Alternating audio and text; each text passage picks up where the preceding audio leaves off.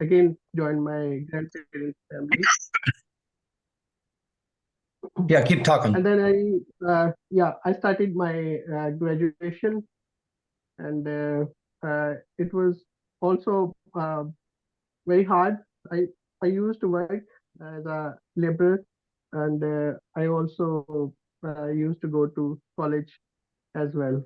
So this is how I completed my graduation, and after that I came to city where currently I am living. The city name is Faisalabad, and I started doing a job with an NGO, and after almost working seven 7 or 8 years, I started. I felt that I should continue my education as well, and then I did my master's in sociology subject, and I completed my master's degree in 2019. Mm. So there was a big gap in uh, almost nine. Okay. Nasser, would you just quickly address if you can hear me, would you just quickly address how you got the calling? Just maybe 30 seconds, tell us how you felt called into ministry.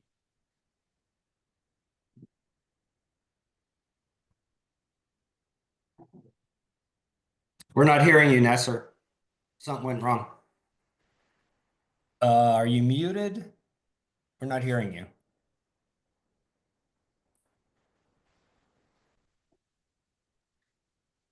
And it looks like he may have frozen. Okay. Yeah. He'll come back on probably. Okay, so how about, that's a great question. That's a great question. Let's keep moving. And Sunday, why don't you do the same? Give us a real short. Are you back, Nasser? Yeah, we're not hearing you. Something went wrong. Shoot. Okay. Let's just see if it says anything up here. You're definitely okay. So your camera went off, but it shows that your microphone is on. Can you hear me now? Yeah. Hey, there we are. Yeah. Yeah, we can Very hear you. good.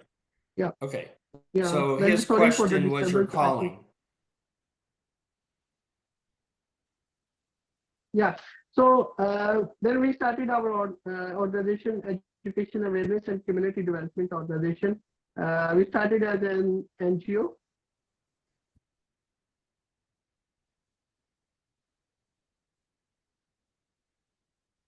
Hello. Yeah, we can hear you now. Yeah, go ahead. Yeah. So we started as an NGO.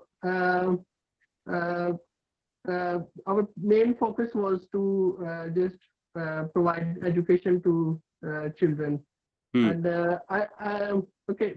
basically I was a Catholic, so I brought up in a Catholic family. I was born in a Catholic family, and then my wife in 2017 when we I got married with my wife Madiha. She's also a part of this ministry now. So uh, after marriage, my life got changed, and then 2019 when I met with the pet Skyles, my friend. So we started Sunday school activities, and then we started women prayer group. My wife started, and we started doing our ministry work.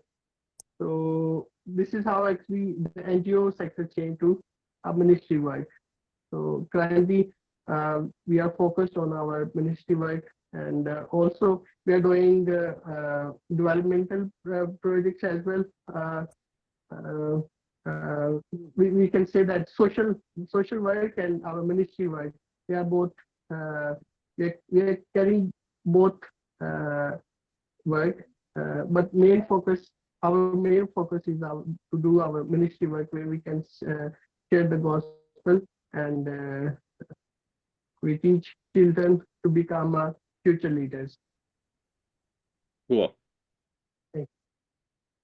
So, Nasser, I want to ask the question. He had asked a very good question, but what would you say in one sentence is the purpose of what God is wanting you to do? Well, as I said that uh, throughout my life, I faced lots of challenges regarding my education. Mm. So in our culture in Pakistan, we are considered like a third generation. The dominated religion, they they even don't like to eat with us, and mostly they don't like to sit with us as well. So I wanted to change that culture. That is why I wanted to do this social work. So with that aim in my heart and in my mind, that why don't I provide those facilities which I didn't get to those who will become the future leaders. So with that motive, I think God has different plans for me. I started learning step by step, that starting with an NGO, and then to become a pastor and doing sharing the gospel with children and with people. So I think God wanted me to do this, but it was a step by step learning, and still learning. And I'm now a seminary student as well. Super. Okay, so Sunday, how about if you try to do it in 2 minutes? Tell us an overview of how you got to where you are on the screen. Oh, thank you so much for this opportunity. My name is Benga Sunday Amuda, and I'm from Nigeria, a graduate of Equa Theological Seminary, Ibajahe in Kwara State. I have a primary and secondary school education, and after my secondary school education, I went to Kwara State Polytechnic for my ND, National Diploma. So after the National Diploma, I went to Lagos State in order to go there and find something to do, to also on how I can be a man. So I went there, working there after my ND graduation. So, but concerning the calling of the Lord, because I was in Lagos State before I received the call from God to ministerial work. So when I had the call, so actually I love business. So I don't really want to go into a full-time ministry. But when I continue receiving the signal, when God was speaking to me about ministry, so that's what made me to come down to Kwara State, where my parents and where I grew up, Okale precisely. So, and my pastor in Equa Church of Okale is also a witness of my calling story. And even before because I gave my life to Christ in 2013, but before then, before 2013, my parents actually did a great work in my life, because they always tell me something, that don't be like them, because Nigeria is a place where many countries don't believe or trust people from Nigeria.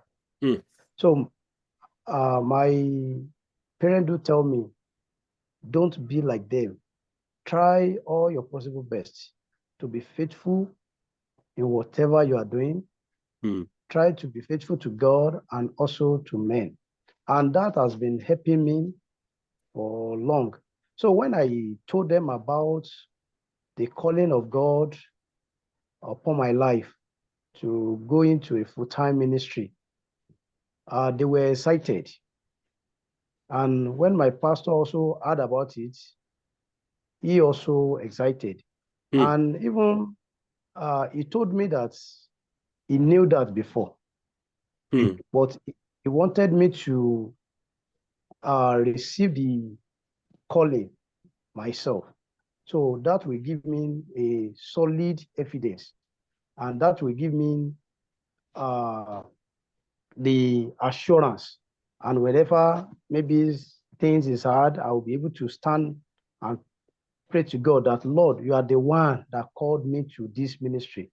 So he was happy about it as well, even though he was the one who helped me out on how to register for my theology education, because there was a pastor, he was there then, he was in seminary, final year precisely. So he was the one that helped me through on how to get the form and enroll for the seminary study. So I have my BA in biblical study and theology. And although it was not easy when I was there, and my parents are the one who truly sacrifice all they have just for me to pay the tuition and everything, because it's not easy for us financially. So they were the one that helped me out, even though at times they will need to sell some things that they had in order to pay the tuition. And I came across a Brad. So when I came across him, I don't even know that he was examining me or testing me. I don't know what what to call that. So, but when I met him online through Facebook, I was just like, okay, I want to learn from this man. So, and God has been helping since then. So I think the story is long, but let me just put it this way. Okay. Oh, is there anything you want me to talk about? No. No, you gave us the idea of your calling and how the steps that you took along the way, which is good. So Brad, what direction would you like this to go? I can Well, okay. So Ben, do the same thing. In maybe 2 minutes, tell us who you are, how you got to Costa Rica. Sure. Yeah. So I was born in the United States, and I was raised in a Christian household, like many people were. But even from a young age, I noticed that a lot of pastors and missionaries really struggled, and I thought that it was hard. You'd see the missionaries coming back and do their home assignments and fundraise and all that stuff, and then you'd also see pastors, and a lot of times what would make media is when pastors failed, and then you'd see the churches fall apart. And even from a young age, I always wondered like where the preventative ministry was, because you see the result of the burnout in sin, but you don't see the preventative ministry. And when I was in my 20s, I was working in factories. So I have a degree in production management, and I worked in a lot of factories producing things. And I work in restaurants, just normal type jobs. And I was married and had two kids at the time. and my wife and I started talking just about maybe that we wanted to do something that wasn't the traditional, they say like 2.5 kids and a white picket fence is the dream of the United States. And we started talking, and I shared with her what I just shared with you about seeing the burnout in pastors and missionaries and thinking, wouldn't it be nice if somebody would do something about it? And sometimes when you say that, God points back at you and says, maybe you need to do something about that. And my wife had studied in college in Costa Rica, and we kind of came up with this wild idea of having a retreat center for pastors and missionaries in Costa Rica.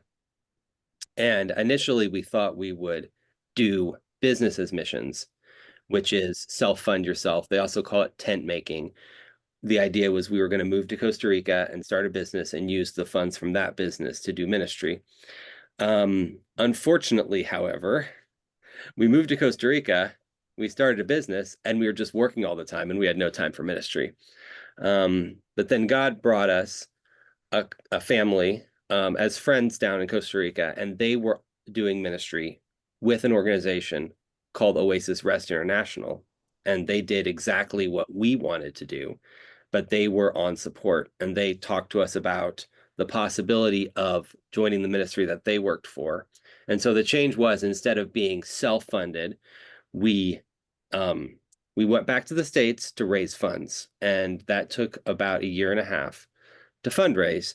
And then that was in 2017 and the first part of 2018. And so we've been doing ministry in Costa Rica ever since then. And was that 2 minutes, Brad? Yeah, it's close enough. Awesome. Yeah, so Ben, did I give you the book I wrote? It's just a Word document. Yes, it's on my list of things that I need to read, because I no know somebody mentioned book you wrote. Yeah, no problem. So, my story's in there, but to try to do it in 10 minutes, I would say I grew up, like I guess all of us really, in a Christian home.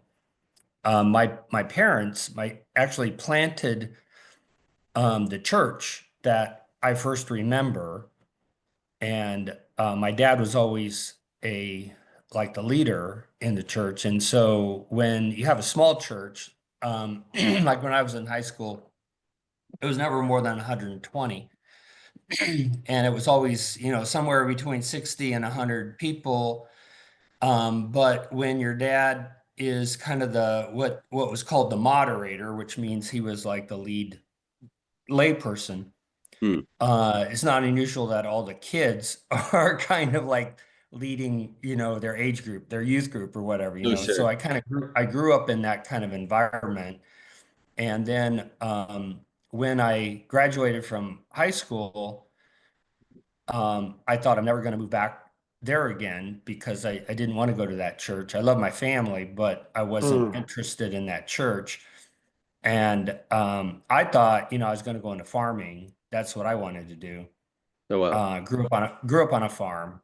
And when I had the opportunity to do that in Australia, then God really forced me to try to decide what was the best use, of my gifts. So that's when I decided. At that time, it was going into my sophomore year. It was summer of my freshman year in college. And that next year would have been 1977. I think that's right, at the end, 1977. And our church, when I was back at school, our church had a new pastor. He eventually grew the church from he was 30 at the time, had just 2 kids that were pretty small. He grew the church from 60 to 3,000 people. And so it was a booming, exciting place to be. I was there when it grew from, he started on Easter with 60 people. I got home probably in June, there was 120. So it had doubled in just 2 or 3 months. And then I worked very closely with him because I had mono and I couldn't work on the farm. So I spent a lot of time with the pastor went back to school in January. So from June to the end of December, it grew from about 120 to 250. And it was just crazy. And then I got involved in his discipleship group, which we used the material master plan of evangelism. So then it just totally changed me. The first time I had somebody, who we would say really kind of discipled me, and I was in a group of 12 people. But I went back to school in January wanting to only be there a year, graduate midterm, and get back to the church. And that's what I wanted to do. And then God didn't want me to do that. So I ended up staying out here, and the kind of a crisis of belief kind of when that happened. And then there was a time when Patty and I got married in 81. There would have been lots of opportunities to move other places and do other things. And it's just a weird cycle. Sure. When we could have left, we got involved in church stuff and needed to stay. And then when we weren't involved in church stuff, we didn't really think about leaving. And then by the time we had been let's see, it would have been 79. So by 89, we ended up liking it here. And then we have just stayed. So all of this stuff here, talking to all of you, obviously God had a plan on all of that, because my planning was to do something else. My planning was to be somewhere else, do something else, not do this stuff. And God had a different plan. So I like God's plan.